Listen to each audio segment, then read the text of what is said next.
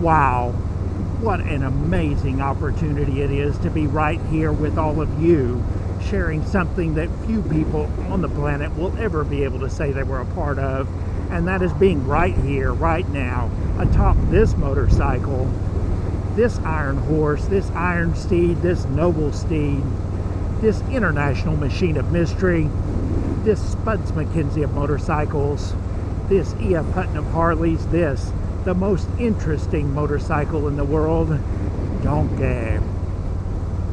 Hello everyone, it's July, it's Dallas, it's summer. Mix that together in a bowl and throw in some ghost peppers because it's going to be especially hot today, over 110 degrees. Add in some humidity for misery, take away all hope of a breeze or wind to give any relief from the heat, and that's the kind of day we're having today. I'm out early in the morning trying to beat the heat, but even early in the morning it's too hot. As you can see, for leather gear, I'm in full mesh gear right now. If you look around right now, you might be able to see that it's also hazy. This isn't normal haze, at least according to the weathermen and the satellite maps. No, this is special haze. This is haze made of microscopic particles from the Sahara Desert in Africa, some of which perhaps kicked up by camels traveling a caravan route older than Marco Polo, lifted high into the sky atop desert thermals, blown across the Atlantic by the upper level winds, getting to see the beautiful Amazon in Brazil making a turn north, heading towards the Caribbean, getting to see the islands and all the colors of the ocean there, blue, turquoise, aquamarine, azure, and cobalt. Continuing north, heading across the Gulf of Mexico, making landfall somewhere in the Houston area before coming here to Dallas and parking under a massive heat dome where it coats cars, aggravates allergies, and even now as I'm speaking to you, I'm inhaling microscopic particles of a continent I've never been to, thousands and thousands of miles away. Now, over the past few months, I've had an opportunity to get to spend some time with this motorcycle, Donkey, and I've learned some of his secrets, a few of which he's authorized me to tell you. First of all, Donkey has a passport, and according to that passport, he was born in Kansas City in the year 2018 to the slim line of the Softail family. But I'm starting to wonder if that passport isn't a forgery, a clever fake, though I'll leave it to all of you to decide why you need fake papers in the first place. Now, as you can see, Donkey is always dressed in formal attire. He has tuxedo black.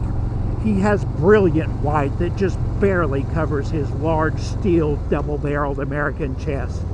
And he has polished chrome bling that is the envy of every man and the object of desire of every woman. In spite of the fact that Donkey is always in formal attire, he's never overdressed, and he's just as welcome at dive bars and casual restaurants as he is at balls and galas at art museums and country clubs. Donkey never wears a hat or tails though, even when the invitation requires it.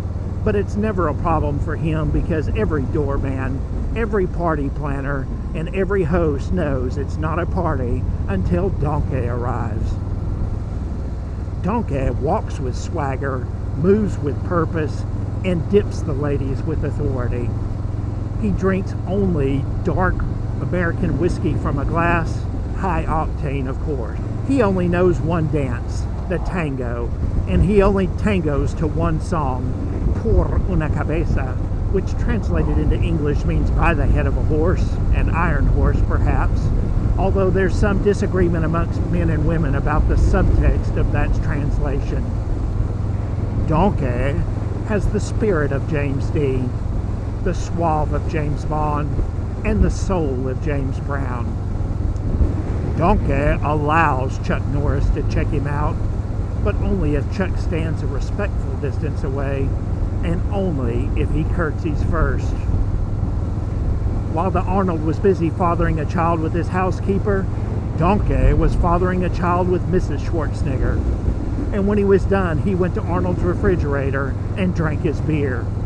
Then he went to Arnold's closet and wore his boots.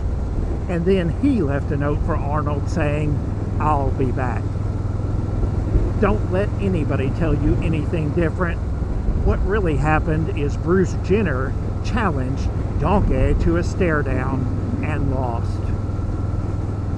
The government wants you to believe that they put John Gotti away for life, but what really happened is Gotti put himself away for life because he found out that Donkey knew that Gotti was using Donkey's signature moniker, the Dapper Don.